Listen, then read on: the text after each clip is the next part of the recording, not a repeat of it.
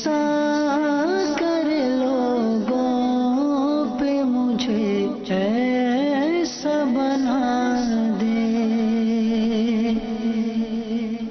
الحمدللہ رب العالمین والصلاة والسلام علی سید المرسلین. الصلاة والسلام علیک یا رسول اللہ. الصلاة والسلام علیک یا حبیب اللہ. الصلاة والسلام علیک یا نبی اللہ وعلی آلک واصحابک یا نور اللہ. الحمدللہ عز و جل. مدنی چینل کے ناظرین، اس وقت آپ سلسلہ دیکھ رہے ہیں احکام تجارت، اور اس سلسلے میں پرٹیکولرلی خصوصیت کے ساتھ تجارتی معاملات سے متعلق سوال و جواب شامل کیے جاتے ہیں. آپ کے سوالات ہوتے ہیں مفتی علی اصغر عطاری مدنی مدظر اللہ العالی کے جوابات الحمدللہ عز و جل ہوتے ہیں. تو آج بھی یہ آپشن آپ کے پاس کھلا ہے. اسکرین پہ آپ نمبر ملاحظہ فرما رہے ہوں گے، اور آپ کالز بھی کر سکتے ہیں، اور وائس نوٹ کی صورت میں واٹس ایپ پر پیغامات بھی آپ بھیج سکتے ہیں. انشاءاللہ عز و جل ممکنہ صورت میں شامل سلسلہ آپ کا سوال کر لیا جائے گا. نبی رحمت شفیع امت صلی اللہ علیہ وسلم کا فرمان ذی شان ہے، تم جہاں بھی ہو مجھ پہ درود پڑھو، تمہارا درود مجھ تک پہنچتا ہے.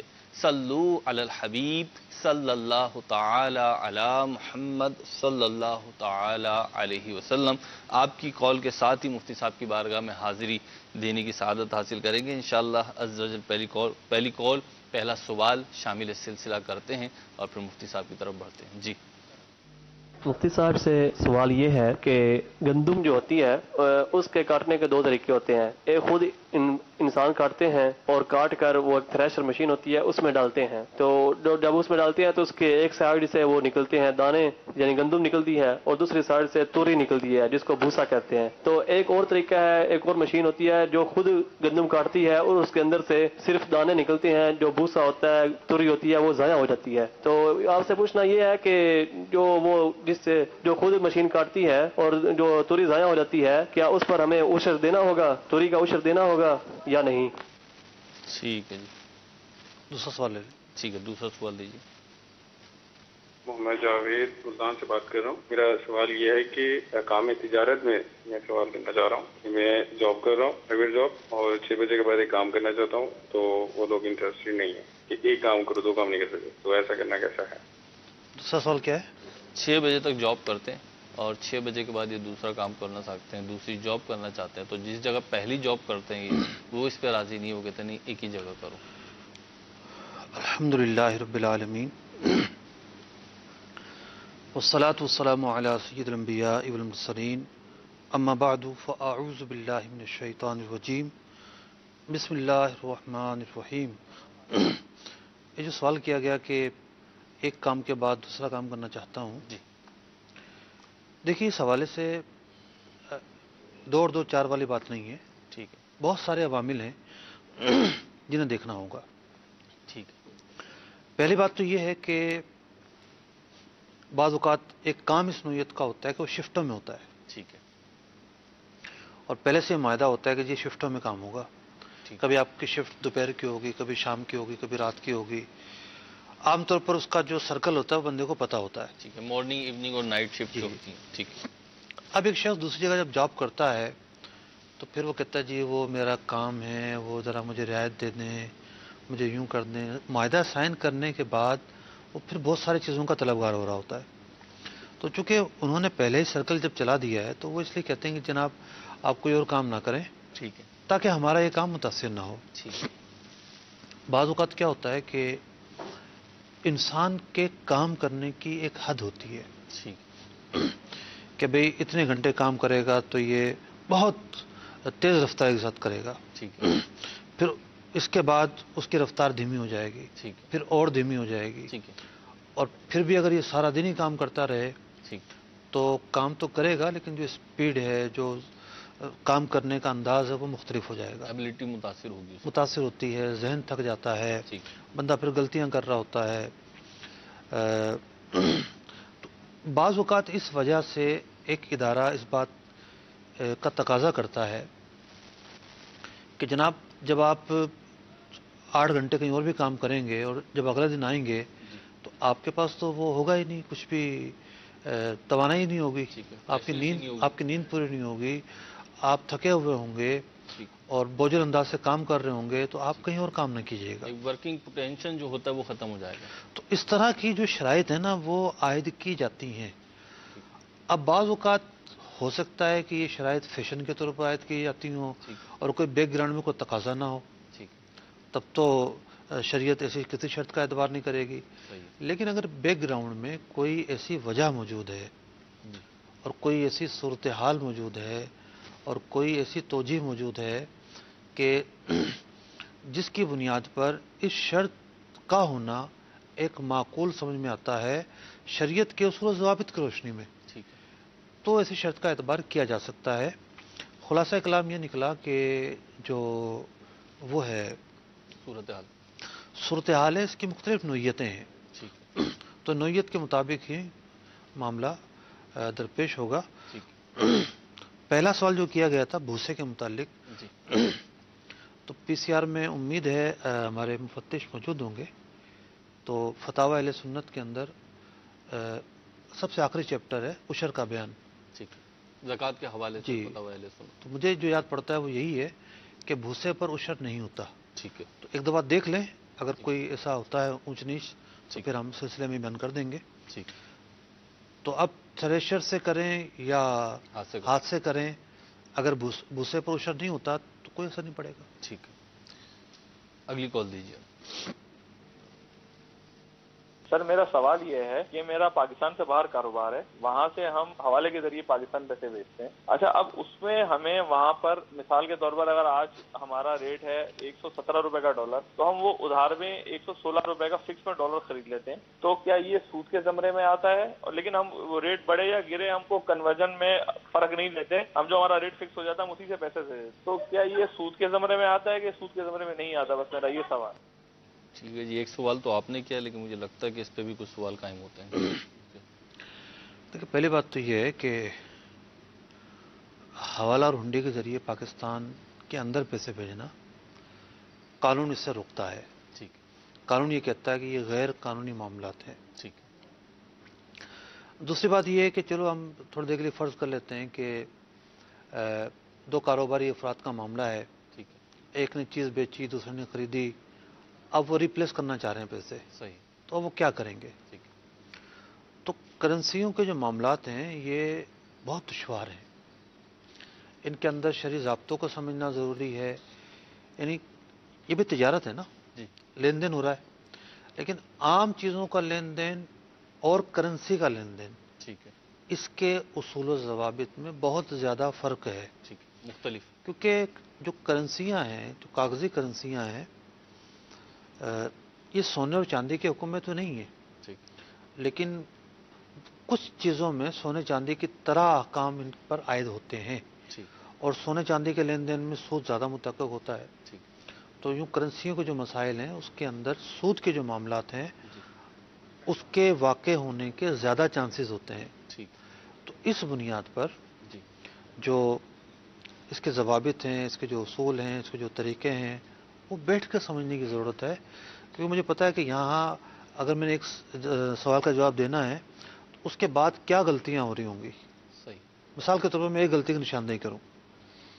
لوگ جاتے ہیں ایکسچینج والے کے پاس ٹھیک. کہ بھئی یہ میں نے پیسے فلاں ملک میں بھیجنے ہیں. ٹھیک. پیسے اس کے پاس ہی نہیں ہوتے. ٹھیک. کیا ریٹ ہوگا؟ اچھا یہ ریٹ ہوگا. اچھا ایسا ہے کہ میں ہفتے بعد دوں گا. صحیح. ٹھیک ہے، پھر ریٹ جو ہے نا 5 پیسے زیادہ ہوگا ٹھیک. یا 10 پیسے زیادہ ہوگا. ٹھیک ہے، نہ اس نے پیسے دیے، ٹھیک ہے. نہ اس نے اس کے ہاتھ میں دیے. ٹھیک ہے. یہ بھیجے گا 2 دن بعد، 3 دن بعد اس شخص کو ملیں گے، ٹھیک ہے. اور یہ ہفتے بعد دے گا. ٹھیک ہے. دونوں طرف سے ادائیگی ہوئی نہیں. ٹھیک ہے. ایسی خرید و فروخت ناجائز ہے. اللہ. کرنسی کے اندر ایسی خرید و فروخت کی گنجائش نہیں ہے. ٹھیک. تو یوں بہت سارے ایسے معاملات ہیں جی. کرنسی کے حوالے سے جس پر بہت سارے تحفظات ہیں. ٹھیک ہے. تو اس کا بھی مطلب وہی ہوا کہ کیس ٹو کیس جو ہے یہ ڈیل کرے گا. سیکھنا ہوگا. ایسے مسائل جو ہے نا وہ سرسری طور پر جواب حاصل کرنے سے نہیں آتے. ٹھیک ہے. اور اس کے پورے اصول ضوابط سیکھے جائیں. ٹھیک ہے جی. اور اس پہ آپ ایک بات کہتا چلوں کہ دل گرفتہ بھی نہیں ہوا کریں. بعض اوقات کال کرتے ہیں اور مفتی صاحب یہ وضاحت پیش فرماتے ہیں کہ اس کا جواب یوں نہیں دیا جا سکتا، تو آپ بیٹھ نہیں جائیں۔ اب اس کا دوسرا اسٹیپ ہے، بلکہ پہلا اسٹیپ ہی وہ ہونا چاہیے تھا کہ آپ کو خود دارالفتہ اہل سنت یا جو بھی سنی دارالفتہ ہے صحیح، تو وہاں پہ آپ کو جانا چاہیے تھا۔ بہرحال دارالفتہ اہل سنت کی مختلف شاخیں ہیں۔ اگر جواب نہ دینا ہوتا تو ہم کہتے ہیں نو کمنٹ، ٹھیک ہے، اس سے ہلکا جملہ تو کوئی ہو نہیں سکتا نا۔ صحیح، ہم نے تو ان کو ترغیب دی ہے کہ اس مسئلے کو یہ لے کے چلیں ٹھیک ہے، اور اگلے اسٹیپ پہ بڑھیں، اگلے اسٹیپ پہ بڑھیں، ٹھیک ہے۔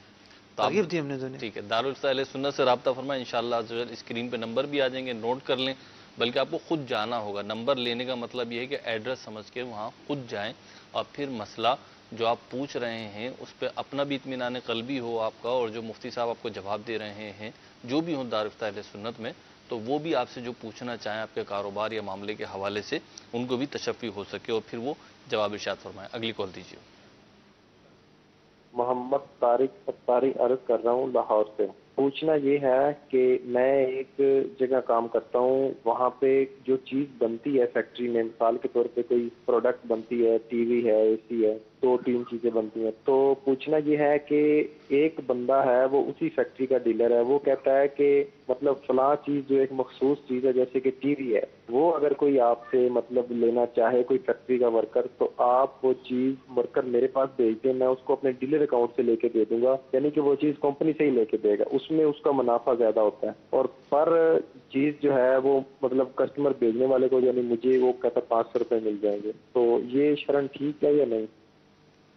ٹھیک ہے جی، کیا صورت بیان کی انہوں نے؟ مطلب یہ ایک فیکٹری میں کام کرتے ہیں، مثال کے طور پہ وہاں پہ ٹی وی یا فریج بنتا ہے، اب کوئی ان سے رابطہ کرتا ہے لینے کے لیے، مشورہ کرتا ہے، تو ان کو ایک ڈیلر نے جو اسی کمپنی کا ڈیلر ہے اس نے آفر کی ہوئی ہے کہ کسٹمر آپ میرے پاس بھیج دیا کرو، وہ جو بھی پروڈکٹ لے گا تو اس پہ 500 روپے پر پیس کے حساب سے آپ کو میں کمیشن بطور کے دوں گا۔ اور ریٹ کیا ہوں گے؟ ریٹ جو ہے اس کو کیونکہ منافع زیادہ ملتا ہے، یعنی ڈائریکٹ کمپنی سے لیتا ہے تو وہ تو مارکیٹ ریٹ پہ ہی دے گا۔ سمجھ میں یہ آ رہا ہے، انہوں نے مارکیٹ وضاحت ریٹ پہ دے گا، ڈیلر ریٹ پہ دے گا؟ سوال میں انہوں نے وضاحت نہیں کی ہے۔ میرے خیال سے ایک دو دوبارہ چلا دیتے ہیں اس کو۔ ٹھیک ہے جی۔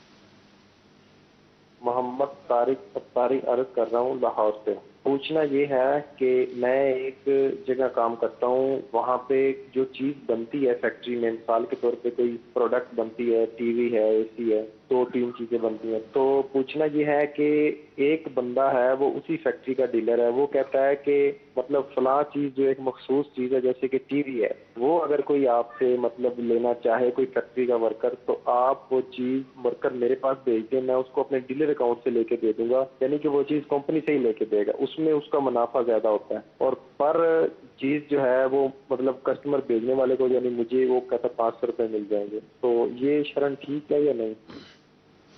دیکھیں، اس سے اگر کوئی رابطہ کر رہا ہے نا، اس کا مطلب یہ ہے کہ اس کی چاہت یہ ہے کہ کمپنی سے جب چیز ملے گی براہ راست تو سستی ملے گی، ٹھیک ہے، اس کا تو مدعا یہ ہے نا۔ ٹھیک ہے اب اگر یہ کسی اور سے دلوائے گا جی، تو کسی اور سے دلوانے میں تو وہ سستی نہیں ملے گی، ٹھیک ہے، تو یوں بظاہر یہ پایا جا رہا ہے کہ مشکوک سی صورت ہے یہ، ٹھیک ہے، کہ اس کو یہ شو کیا جا رہا ہے کہ جی ہم آپ کو فیکٹری ریٹ پر دے رہے ہیں ٹھیک ہے، اور چیز مل رہی ہے مارکیٹ ریٹ پر، ٹھیک ہے، تو یوں اس کے اندر غرر کا پہلو لگ رہا ہے کہ کچھ نہ کچھ ہے، ٹھیک ہے، حتمی طور پر تو کچھ سمجھ میں نہیں آ رہا، ٹھیک ہے، اجتناب کرنا بہتر ہے۔ ٹھیک ہے، اگلی کال دیجیے۔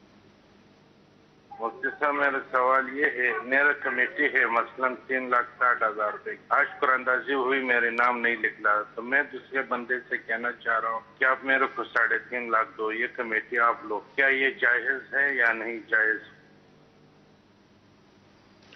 3.5 لاکھ ان دو، کی نہیں نکلی، کسی اور کی نکل آئی، جی ایسا ہی ہے؟ جی جی، کسی اور کی نکل آئی اور آپ کو پیسوں کی ضرورت ہے اور آپ جو ہے وہ 3 کے بجائے 3.5 میں وہ لینا چاہتے ہیں، جی 50,000 ممکن اس کو دے دیں اور 3 لاکھ کیش لے لیں، ٹھیک ہے، کمیٹی خریدنے کی صورت پائی ہاں، جائے، جی بقیہ جو ہے وہ پھر وہ پیسے بعد میں ملیں گے، تو یہ پیسے کے بدلے پیسہ خریدا گیا ہے۔ جی، پیسے کے بدلے پیسہ خریدنے کی ایک صورت جائز ہے، ٹھیک، وہ یہ ہے کہ ایک ہی مجلس میں، ایک ہی نشست میں یہاں سے آپ پیسے دیں، وہاں سے پیسے لیں، ٹھیک، جیسا کہ عام طور پر نئے نوٹ ہوتا ہے، ٹھیک ہے، نئے نوٹ جب خریدنے جاتے ہیں، 20 والے آپ نے نئے نوٹ خریدے، جی 100 کی جو گڈی ہے وہ 10 بنتی ہے ہزار کی بنتی ہے، 10,000 रुपए की 10,000 की बनेगी, 100 की गड्डी जी 10,000 की बनी।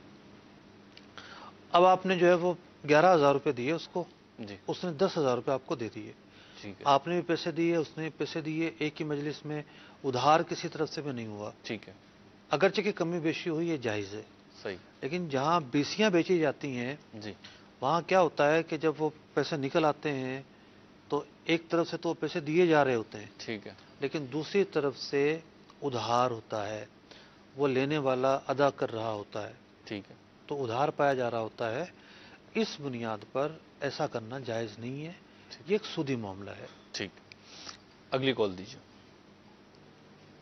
एक बंदा अगर किसी को कर्ज देता है तो कर्ज देने के बाद उसको वो माफ कर देता है, और माफ करने के बाद कुछ अरसे बाद उससे दोबारा मांग लेता है, तो आया वो शख्स देने का पाबंद होगा शरई तौर पे या नहीं?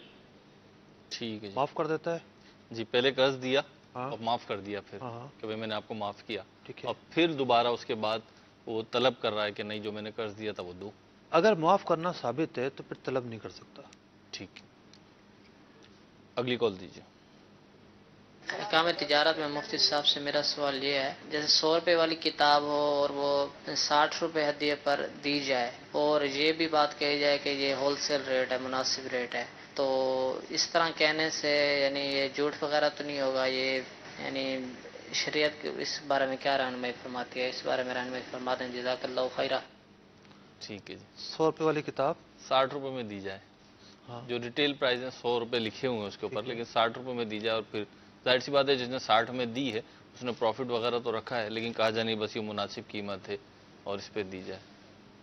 मुझे ऐसा लग रहा है इनके सवाल से कि ये कहना चाह रहे हैं कि इसने भी खरीदी है किताब होलसेलर से, ये अपना प्रॉफिट भी रख रहा है और दीगर भी मामलात हैं, और फिर ये कहना कि अब यही मुनासिब कीमत है, हालांकि मस्जिद कमी हो सकती है उसमें, तो ये कैसा है? ये समझ में आया मुझे सवाल। मुझे समझ में आया कि शायद ये कहना चाहते हैं कि देखो 100 रुपये कीमत लिखी हुई थी और 60 की किताब दे दी जी। तो जब ये यही किताब 100 की बेचेगा तो धोखा तो नहीं है? अब ये पहलू आप अगर आपकी बात का एतबार होगा। अगर इनके नहीं, दोनों एहतमाल निकल सकते हैं, ऐसा नहीं है। हमने तो एक एहतमाल की बात की है। जी। अगर इनके जहन में ये है कि जी देखो 100 रुपये लिखे हुए थे और बेच 60 की रहा है, जी तो किसी को ये 100 की भी देता होगा, ठीक है तो भाई बाज़ औक़ात ये होता है कि एक चीज़ पर एक स्टैंडर्ड रेट लिख दिए जाते हैं, ठीक है फिर दुकानदार कस्टमर पर भरम मारते हैं ठीक कि जी हम अपने कस्टमर पर 10% रियायत करते हैं। ठीक है। बाज़ औक़ात आती है ना, सेल आती है, स्कीम आती है, सेल आती है। तो मैंने एक जगह कुछ फॉलो किया ना, कहीं कुछ एपिसोड था, मैंने देखा कि इस दफ़ा ये जो 5% कम कर रहे हैं जी पिछले मरतबा के मुकाबले में उन्होंने कीमत ज़्यादा लिख दी है। ऐसा भी होता है। ठीक खैर अगर कोई कीमत लिखता है कि ठीक। इसकी ये हम इतने की बेचेंगे, सही है। उसमें कोई धोखा नहीं है। ठीक है लेकिन बाज़ औक़ात ये होता है कीमत ज़्यादा लिख के फिर ये लिख रहे होते हैं कि 10% डिस्काउंट, ठीक है 20% डिस्काउंट। अब अगर बिल फर्ज वो चीज़ मार्केट के अंदर जी, उसके स्टैंडर्ड प्राइस ही वही है जो डिस्काउंट के बाद ये दे रहा है। डिस्काउंट के बाद दिए जा रहे हैं, तो इसके अंदर तो धोखा पाया जा रहा है ठीक है कि लोगों को ये शो कर रहे हैं कि बाहर जो है ये चीज़ मिलती है 50 की, हम आपको दे रहे हैं 30 की। ठीक है पता चला कि बाहर भी 30 की मिल रही है ये। सही तो यूं तरगीब देने के लिए झूठ से इन्होंने काम लिया और झूठ बोला। ठीक है ये तो ठीक नहीं है। लेकिन कोई शख्स अपनी कीमत 10 रुपये लिख के ये दुकान में बोर्ड लगा दे कि हमारी दुकान से आप कोई भी चीज़ लेंगे हम 10% डिस्काउंट देंगे, ठीक तो इसका मतलब ये नहीं है कि बाहर के मुकाबले में हम डिस्काउंट ज़्यादा दे रहे हैं। ठीक है आमतौर पर ये होता है कि जो बड़ी शॉप्स होती हैं जी वो इस तरह कर रही होती हैं, इसमें कोई हर्ज नहीं है। ठीक। तो अगर कोई चीज़ लिखी हुई कीमत से सस्ती बेच रहा है तो ठीक है, कोई हर्ज नहीं, उसका हक है। हक। ठीक है। अगली कॉल दीजिए। मेरा मुफ्ती साहब की बारगाह में सवाल है कि मैं और एक शख्स कारोबार करना चाहते हैं, आरओ प्लान लगाना चाहते हैं जिसमें मेरी और उसकी रकम रहेगी। इसके अलावा वो अपने शख्स में अपने घर के अंदर आरओ प्लान लगाएगा और उसकी गाड़ी भी रहेगी उसको सप्लाई करने के लिए, मेरा सिर्फ पैसा रहेगा। तो आपकी बारगाह में अर्ज़ ये है कि क्या हम दोनों 50-50% मुतय्यन कर सकते हैं या फिर उसके लिए ज़्यादा और मेरे लिए कम, क्या सूरत हो सकती है? अगर वो 50-50% में राज़ी है तो शरई हुक्म क्या है, ये जायज़ है? ठीक है जी। बड़ा ही दिलचस्प सवाल है और उससे ज़्यादा दिलचस्प जवाब है। ठीक। देखें, पार्टनरशिप एसेट की बुनियाद पर होती है। ठीक है। यानी जो इन्वेस्ट वाली पार्टनरशिप होती है जी, वो एसेट की बुनियाद पर होती है। ठीक है। तो सवाल ये पैदा होता है कि एसेट क्या होगा? एसेट पानी होगा जिसको बेचेंगे। ठीक है। अब पानी, देखिए सबसे पहले क्या होता है, कैपिटल मिलाया जाता है। ठीक है। कैपिटल मिलाकर माल खरीदा जाता है। सही है। ठीक है। सही है। तो जब वो माल खरीदा जाता है तो वो माल दोनों का हो जाता है। सही है। जैसे एक ने 50,000 मिलाए, दूसरे ने 50,000 मिलाए, माल खरीदा, दुकान पे रखा, बेचा, इस माल में दोनों बराबर के शरीक हो गए। ठीक है। अगर कम ज्यादा शेयर है, माल खरीदा, उसी शेयर के मुताबिक मिल्कियत हो जाती है। ठीक है। तो तिजारत में ये होता है कि जो चीज़ बेची जा रही होती है वही प्रोडक्ट होती है। ठीक है। और वही बुनियादी एसिड होता है जिसके अंदर तिजारत हो रही होती है। सही।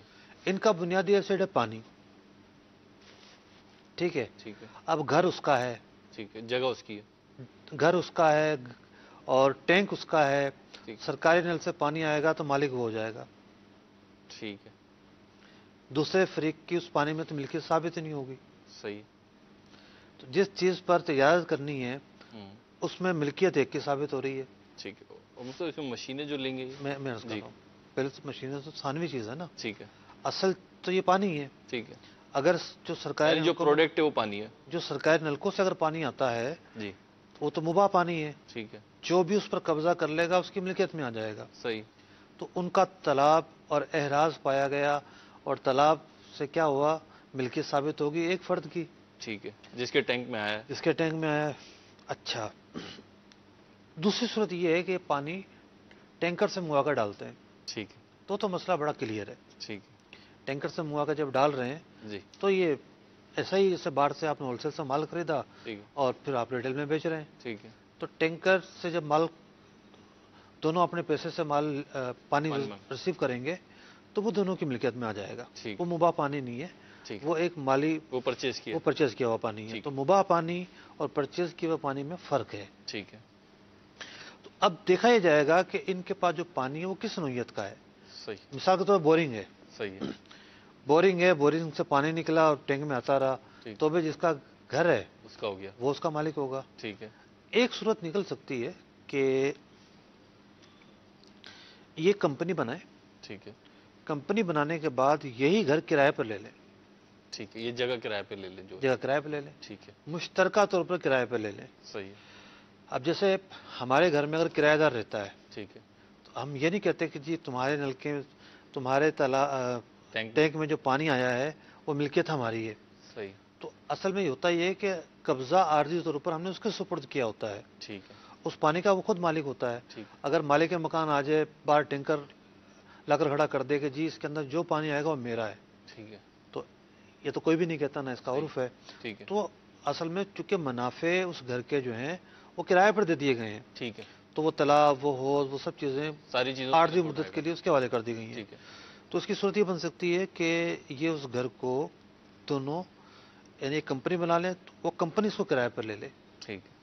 तो यूं ये होगा कि एक शख्स की जो मिल्कियत का मामला है वो नहीं रहेगा और मसले के अंदर पेचीदगी बरकरार है। ठीक, तफसील जानना होगी नहीं। ठीक है जी। मुफ्ती आपने पहले ही फरमा दिया था कि आपका सवाल दिलचस्प है और जवाब उससे ज़्यादा दिलचस्प है, और मज़ीद तफसीलात के लिए और आपको इसको फाइनलाइज करने के लिए बहरहाल दारुल इफ्ता अहले सुन्नत से रब्ता करना होगा। अगली कॉल दीजिए।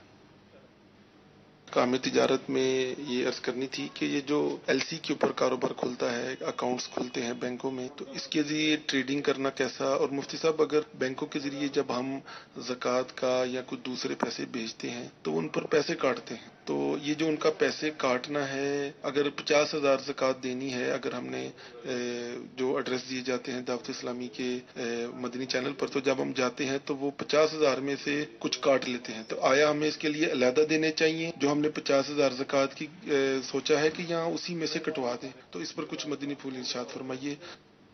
ठीक है। देखिए, आप किसी दूसरे को पैसे जब भेजते हैं, मिसाल के तौर पर एक शख्स आपका मकरूज है, ठीक है, उसने आपको पैसे भेजे, सही है, 1 लाख रुपए उसने देने थे, ठीक है, उसने भेजे 900 रुपए, ठीक, तो 100 रुपए तो उसके जिम्मे वाजिब अदा रहेंगे ना। 1,99,900 माफ कीजिएगा, ठीक है, 1 लाख थे, 99,000 रुपये भेजे, ठीक है, तो 1,000 रुपये तो उसके जिम्मे रहेंगे। ठीक है। अब वो ये कहे कि जी वो 1,000 रुपया तो मेरा डाक का खर्चा आ गया और मैंने फलां जरिए से भेजा था, उनकी फीस होती है, तो जो पैसे मांगता है वो इसका जिम्मेदार थोड़ी होगा। सही, वो एक्सपेंस तो उसने खुद बर्दाश्त करने होंगे। ठीक है। तो इसी तरीके से अगर हम ज़कात की जो रकम है किसी को ऑनलाइन तरीके से भेजते हैं या ऐसे ज़रिए से भेजते हैं जिस पर अखराजात आने हैं, ठीक है, तो असल एतबार उस रकम का होगा जो आगे वसूल होगी। ठीक, हम अपने खाते में यही लिखेंगे कि इतनी रकम फलां को वसूल हुई। ठीक, जो एक्सपेंस हुए उन एक्सपेंस का एतबार नहीं करेंगे, ठीक, वो ज़कात में शुमार नहीं होंगे। हाँ, वो नेकी ज़रूर है ठीक, कि आपके वो जो एक्सपेंस हैं, वो जो पैसे हैं, वो एक नेक काम की अदायगी में सर्फ हुए हैं। ठीक है, जैसा कि एक शख्स हज करता है, सही है, तो असल मकसूद तो हज करना है ना, सही है, लेकिन हज करने के लिए सफ़र इख्तियार करना, टिकट लेना, पैकेज लेना, ज़्यादा राह लेना, ये तमाम जो चीज़ें हैं ये उस मकसद के लिए हैं। तो जब ज़कात के मकसद के लिए जो रकम खर्च हो रही है वो नेकी तो है, एक उम्दा नेकी है, अल्लाह की राह में सर्फ हो रही है, सही है, लेकिन वो ज़कात में सर्फ निकल आएगी। वाह, यानी गोया कि यूं कह सकते हैं कि ज़कात जो अदा हो रही है ऑनलाइन, जैसे इन्होंने कहा दावत इस्लामी को कोई देना चाहता है और इसके नंबर वगैरह आप मदनी चैनल पे देखते रहते हैं प्रमोशन के, तो देना चाहता है, वो 50,000 रुपये देना चाहता है, तो जो भी उसकी कमी होनी है वो भी ऐड कर दे उसके अंदर, इस पर अलग से उससे सवाब मिलेगा इंशाल्लाह। देखिए एक्सपेंस तो आना ही है ना, एक्सपेंस तो आना ही है ना। जी जी। अब 2 सूरतें हैं, वो राउंड फिगर जमा करवाता है 50,000 रुपये, ठीक है, और पैसे वसूल होते हैं 48,000 रुपये, ठीक है, तो ये लिखेगा कि मेरी 48,000 रुपये की ज़कात अदा हुई है। अगर इसके 50,000 की बनती थी तो 2,000 रुपये से मज़ीद अदा करनी पड़ेगी, इसके ऊपर बाकी होंगे। वो मुख्तार तो है ना, जिसको चाहे ज़कात दे, हो सकता है उसके रिश्तेदारों में कोई हो, ठीक है, उसको दे सकता है। ज़कात के तौर पर 50,000 को शुमार नहीं कर सकता, ठीक है। 2,000 रुपये जो हैं वो नेकी के काम में खर्च हुए हैं, नो डाउट। हाँ, अगर ये समझता है कि 2,000 रुपये एक्सपेंस है तो 52,000 रुपये भेज दे, ठीक। ये दोनों इख्तियारात इसके पास हैं, लेकिन ये बात अंडरस्टूड है कि जो रकम वसूल हुई है वही इसे मिना कर ज़कात के तौर पर शुमार करनी पड़ेगी। ठीक है जी, वही रकम ज़कात के तौर पर शुमार होगी। डोनेशन के लिए हमारे मुख्तलिफ अकाउंट नंबर हैं, बात चली है तो इंशाअल्लाह आप स्क्रीन पे मुलाहिजा भी फरमाएंगे, नोट डाउन कर लीजिए और आप ख़ुद भी अपनी ज़कात, फ़ितरा, खैरात वगैरह दावत इस्लामी को दीजिए। अल्लाह की रहमत से दावत इस्लामी सलात व सुन्नत के आलमगीर गैर सियासी तहरीक दुनिया के कमोबेश 200 ममालिक में सुन्नतों की तबलीग के लिए, मुसलमानों की इस्लाह के लिए और इस नेक मकसद के साथ कि मुझे अपनी और सारी दुनिया के लोगों की इस्लाह की कोशिश करनी है, मदनी कामों की धूमें मचा रही है। अल्लाह अज़्ज़ व जल आपका देना दावत इस्लामी का लेकर खर्च करना अपनी बारगाह में कबूल फरमाए। मतलब इनका एक और सवाल का एक हिस्सा था वो LC वाला। अच्छा, देखिए LC के अंदर गलती पाई जाती है तो गलती 2 दर्जों पे पाई जाती है। ठीक है, एक तो यहाँ पाई जाती है कि कोई शख्स ये कहे कि ठीक है अगर पेमेंट लेट हो गई तो मैं सूद अदा करूँगा, ठीक है, तो सूद पर रजामंदी पाई गई। ठीक है। दूसरी सूरत ये पाई जाती है कि वक्त पर वो पेमेंट ना करे, ठीक, और सूद पड़ जाए, ठीक, और पेमेंट अदा करने पर कादिर भी हो, ठीक। तीसरी गलती ये पाई जाती है कि मिसाल के तौर पर इसके पैसे आने थे, ठीक है, और वो मिलने थे 90 दिन के बाद, जी, तो यहाँ तो इसको ये नहीं है ना कि वो जो वसूल करने वाला है उसकी तरफ से गलती अर्ज कर रहा हूँ जी। पहली गलती थी जो जिसने पैसे अदा करने उसके एतबार से थी, ठीक, 2 गलतियाँ। ठीक, ये गलती है वसूल करने वाले के एतबार से कि इसको 90 दिन के बाद मिलने हैं, और वो ये कहता है कि जनाब बैंक से कहता है कि मेरे 50 लाख रुपए आने हैं, सही है, आप ऐसा करें 49,50,000 मुझे दे दें, ठीक है, 50,000 आप रख लें, ये पैसे आज ही मुझे दे दें, ठीक। तो ये सूदी मुआहदा है। अल्लाह अकबर। तो ये मुआहदे अपनी जगह पर यहाँ गलतियाँ हो सकती हैं, लेकिन जो कारोबार हो रहा है बैकग्राउंड में, वो कारोबार अगर हलाल है वो तो बहरहाल हलाल रहेगा, ठीक, वो हराम नहीं हो जाएगा। ये उसके अंदर एक जुज़वी अगर कोई गलती पाई गई है उस गलती को गलती कहा जाएगा। ठीक है जी, अगली कॉल दीजिए। मुझे अहकाम तिजारत में मुफ्ती अली असगर भाई से ये सवाल पूछना है कि अगर किसी शख्स ने कोई घर किसी इन्वेस्टर से खरीदा और उसके अंदर कुछ सामान मौजूद है पहले से और वो इन्वेस्टर का नहीं है मालूमात करने पता चलता है कि वो उससे पहले जो रहते थे उनका सामान है। तो अब वो सामान इन्वेस्टर को वापस करेगा, जो पहले रहता है उसको रख करेगा, और अगर वो सामान ज़ाया हो गया किसी सूरत से तो मुआफ़ी इन्वेस्टर से करेगा, मुआफ़ी तलाफ़ी, या उसका जो भी नियम बदल वगैरह जो है वो इन्वेस्टर को देगा, या उससे पहले जो शख्स उसको इस्तेमाल करता था या जो असल मालिक था उस सामान का उसको देगा। इसके बारे में जवाब इरशाद फरमा दीजिए। अस्सलाम वालेकुम। वालेकुम अस्सलाम व रहमतुल्लाहि व बरकातुहू। देखिए, कई सूरतें बनती हैं सामान की। कुछ सामान तो ऐसा होता है कि जो घरों के साथ शामिल होता है जी। मिसाल के तौर पर बेसन लगा हुआ तो कोई उखाड़ कर नहीं लेके जाता, टूटी लगी हुई है तो कोई उखाड़ कर नहीं लेके जाता। अंडरस्टूड होता है, हर जगह का अलग उर्फ होता है। कुछ चीज़ें वो होती हैं जो तवाबे ब्यूत कहलाती हैं, घरों के साथ उनका होना लाजमी जुज़ है। एक कैटेगरी सामान की ये होती है कि अंडरस्टूड होता है कि कचरा है, ठीक है, वेस्टेज के तौर पर जो वो डाल गए हैं और इस कोई वैल्यू वाला सामान नहीं है। अच्छा, फिर ये है कि मुल्क बदलने के साथ अहवाल भी मुख्तलिफ हो जाते हैं। मुल्क बदलने के साथ, जैसा कि अमारात के अंदर जी अच्छा खासा कीमती सामान लोग घरों से उतार के नीचे रख देते हैं। ठीक है, कचरे वाले आते हैं, ले जाते हैं उसको। सही।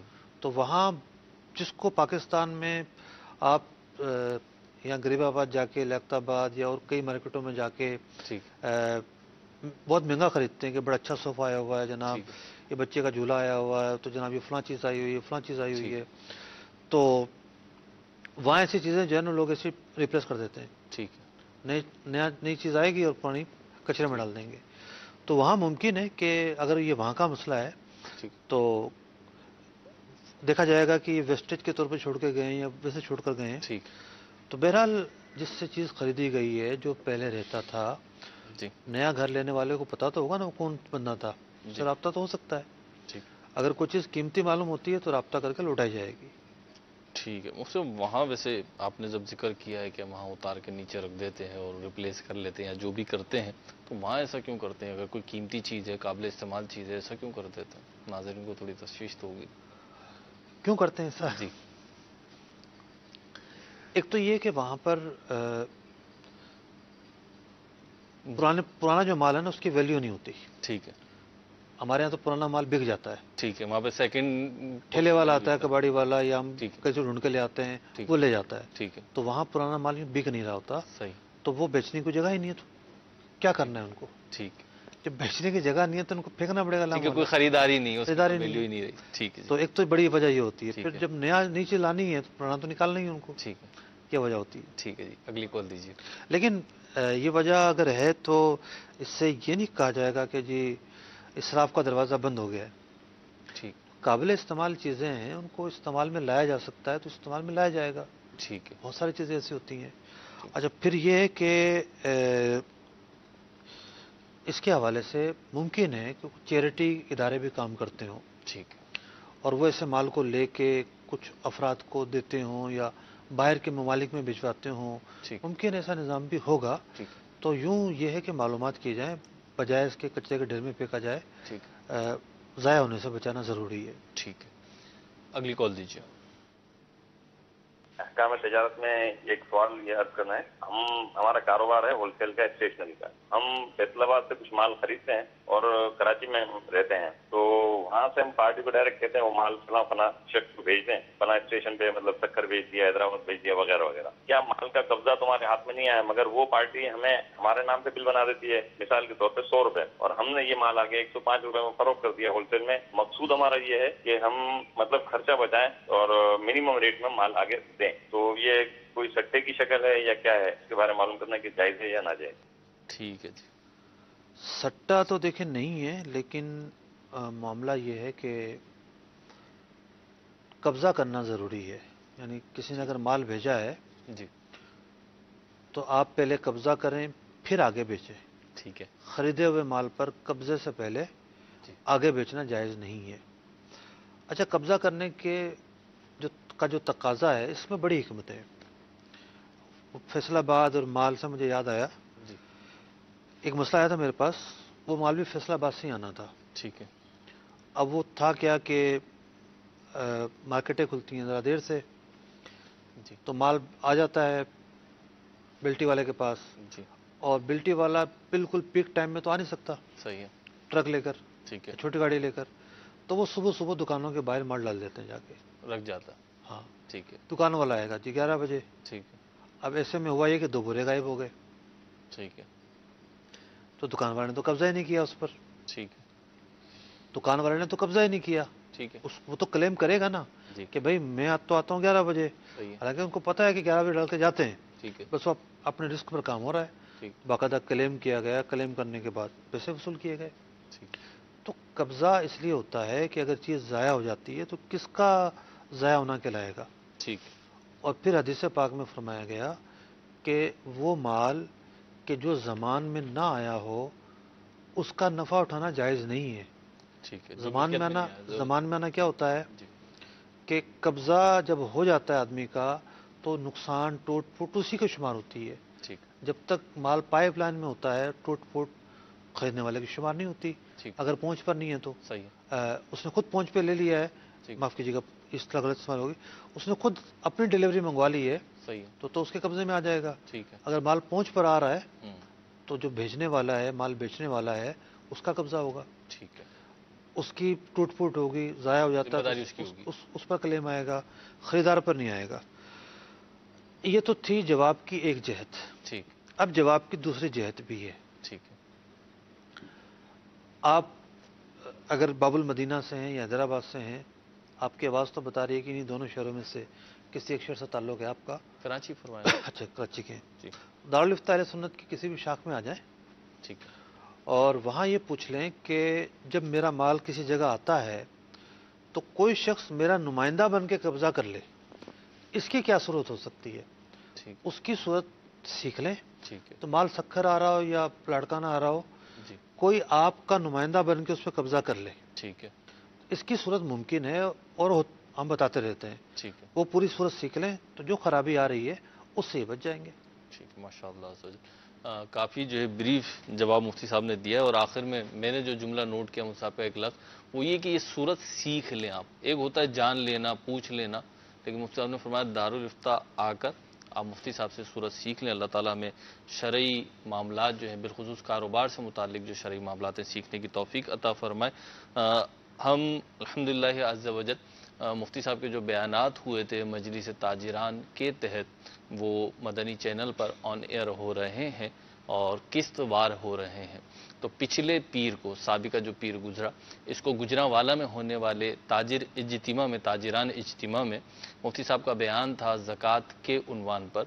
उसकी एक पहली किस्त नशर की गई थी, और इंशाअल्लाह अज़्ज़ व जल कल अब जो पीर आएगा इसको 9:30 बजे रात को, यानी 30 अप्रैल की रात को 9:30 बजे इंशाअल्लाह इसका दूसरा और आखिरी हिस्सा आप मुलाहिजा करेंगे। उस दूसरे हिस्से में क्या है, चंद झलकियां हमने उसकी निकाली हैं, कुछ मुलाहिजा फरमा लें इंशाअल्लाह अज़्ज़ व जल। और बिलखुसूस ज़कात के हवाले से ये महीने यूँ मारूफ हैं कि मुसलमानों की एक बड़ी तादाद इन महीनों में ज़कात वगैरह खुसूसियत के साथ निकालती है। तो बहरहाल ये झलकियाँ देखिए, और कल के सिलसिले में क्या क्या सीखने को मिलेगा ये जानने की कोशिश करते हैं। जी, 2 तरह के रिश्तेदार ऐसे हैं जिनको ज़कात नहीं दी जा सकती। एक अपनी औलाद को और अपने माँ बाप को, ये एक है। औलाद के अंदर बेटा, पोता, नवासा, नवासी सब आ जाएंगे। बाप के अंदर दादा, परदादा, नाना, नानी, दादी, ये आ जाएंगे। दूसरा रिश्ता है शौहर बीवी को, बीवी शौहर को ज़कात नहीं दे सकती, बाकी हर रिश्तेदार को ज़कात दी जा सकती है। ज़कात देने के लिए जरूरी है कि किसी इंसान को मालिक बनाया जाए। एक अस्पताल में मशीन की जरूरत थी, आपने ज़कात की मद में 5 लाख रुपए दे दिए, वहां वो मशीन रख दी गई। इंसान को मालिक बनाना पाया गया? तो ज़कात के लिए मालिक बनाना, पाया जाना जरूरी है, वरना ज़कात अदा नहीं होगी। चौथा नुक्ता, ज़कात की अब आपने अदायगी करनी है, तो क्या मसाइल पेश आएंगे? हमारा गोल्ड का कारोबार, लोग हमें एडवांस में रकम जमा करवा जाते हैं कि जी ये हमारा 2 लाख जमा कर लें, 2 महीने बाद, 6 महीने बाद हम कोई चीज बनवा लेंगे। तो क्या वो पैसे जो हैं वो हमारी मलकियत हो गए, उस पर हम देंगे, या वो पीछे वाला मालिक जो है वही अदा करेगा?